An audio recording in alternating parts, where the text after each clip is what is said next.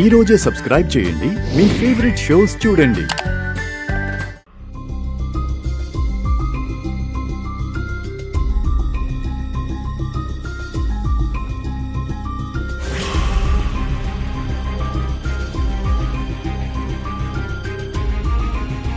Excuse me ma'am. मैं बाद में फोन करूंगी. నమస్తే అండి. నమస్తే అమరేంద్ర గారు, రండి, మీకోసం ఎదురు చూస్తున్నా, కూర్చోండి. Thank you.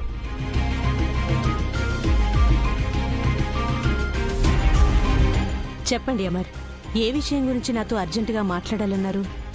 మనోహరి గురించి. సరస్వతి మ్యామ్ పంపించిన అమ్మాయి గురించా?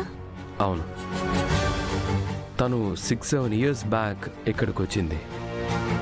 ఇక్కడే ఉందని అందరూ అనుకున్నారు. నేను నా వైఫ్ వచ్చి మిమ్మల్ని కలిసే వరకు నాకు తెలీదు తను మీ దగ్గర కూడా లేదని. తను కోల్కతాకు వచ్చినప్పటి నుంచి ఇక్కడ నుంచి వెళ్లే వరకు ఏం జరిగిందో కనుక్కుందామని వచ్చాను. తను వస్తానని చెప్పిన రోజు రాలేదు అమర్, కొన్ని రోజుల తర్వాత వచ్చింది.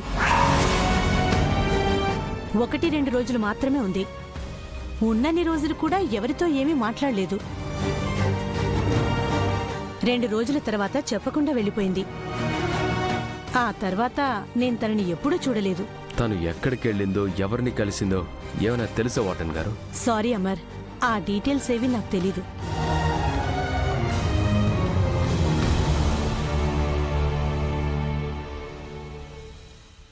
ఓకే అండి, తన గురించి ఏమైనా గుర్తొస్తే నాకు ఇన్ఫార్మ్ చేయండి. ఓకే అమర్, ఒక్క నిమిషం.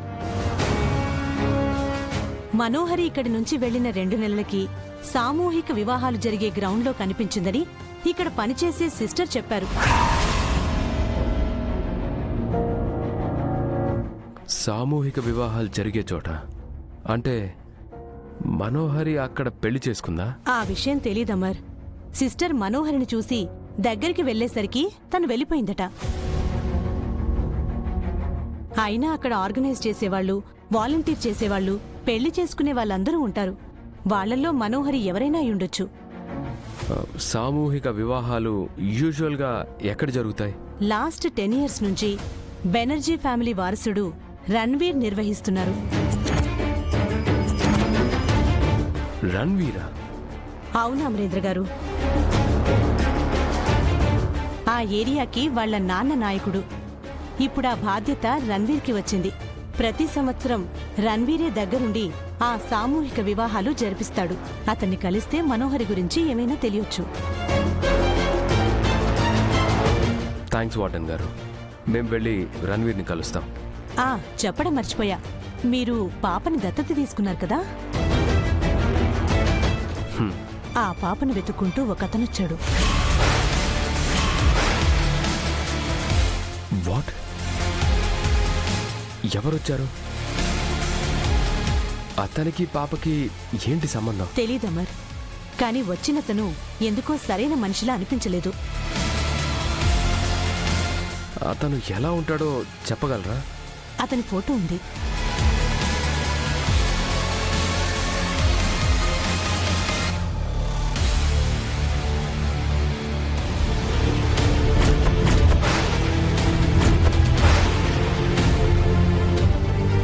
బాబ్జీ.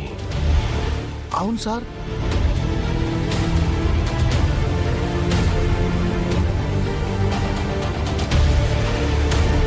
థ్యాంక్స్ వాటన్ గారు. ఇంకొకసారి అతను వస్తే తప్పకుండా నాకు ఫోన్ చేయండి, నేను చూసుకుంటాను. సరే అండి, వెళ్ళొస్తాను. నమస్తే. నమస్కారం. రాథోడ్. ఉంటాం మేడం.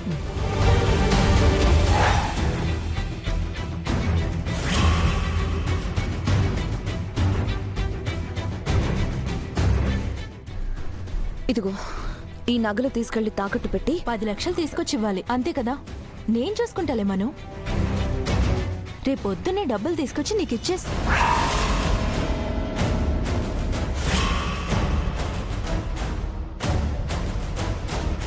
ఏంటి మను ఆలోచిస్తున్నావు? నాకు 10 లక్షలు కావాలని నీకెలా తెలుసు? అది కూడా రేపొద్దున్నకే కావాలని నీకెలా తెలుసు? చెప్పు చిత్ర, నేను చెప్పని విషయాలు నీకెలా తెలుసు? అంటే అది మను ఆ, ఈ నగలకి 10 లక్షలకు మించి రావు కదా, అందుకే అలా అన్నాను. ఇక షాప్కి పొద్దునే వెళ్తున్నామని రేపు పొద్దునే డబ్బులు తీసుకొచ్చిస్తానని చెప్తున్నాను.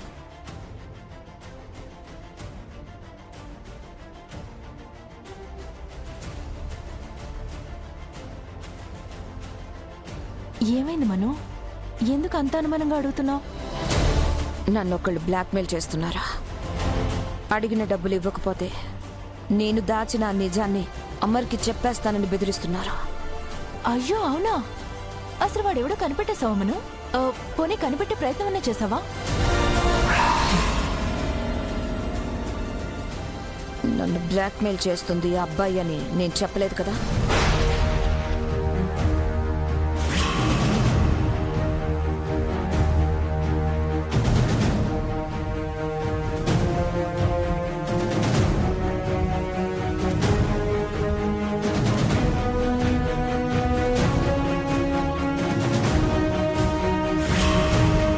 ఏంటో చిత్ర, నాతోనే గేమ్స్ ఆడాలనుకుంటున్నావా? ఆడగలను అనుకుంటున్నావా? నాకు ఫోన్ చేసి బ్లాక్మెయిల్ చేస్తుంది, బెదిరిస్తోంది నువ్వే కదా. నిజం చెప్పు. మను నిజం చెప్పకపోతే ఇక్కడే చంపేస్తాను. చెప్పు. కాదు, నిజంగా నేను కాదు మను.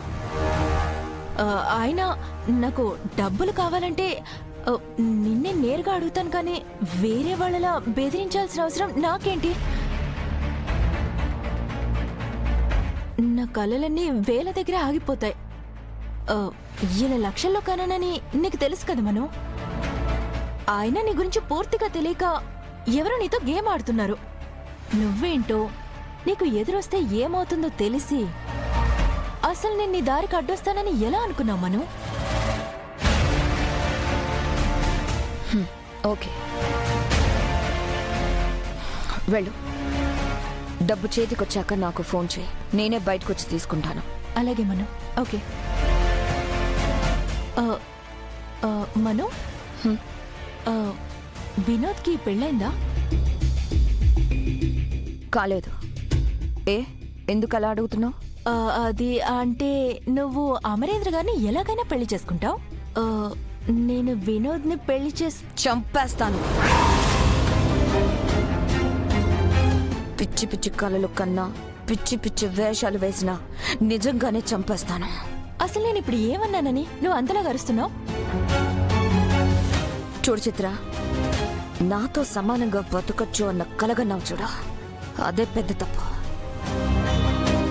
నీలాంటి వాళ్ళు నేను వేసే చిల్లర గురించి ఎదురు చూడాలే కానీ నాతో కలిసి పని చెయ్యాలని అనుకోకూడదు. అర్థమైందా? అర్థమైందో? అయింది అయింది. పద, బయటికి వెళ్ళాక దించిన తల ఎత్తకుండా గేటు దాటాలి. పద.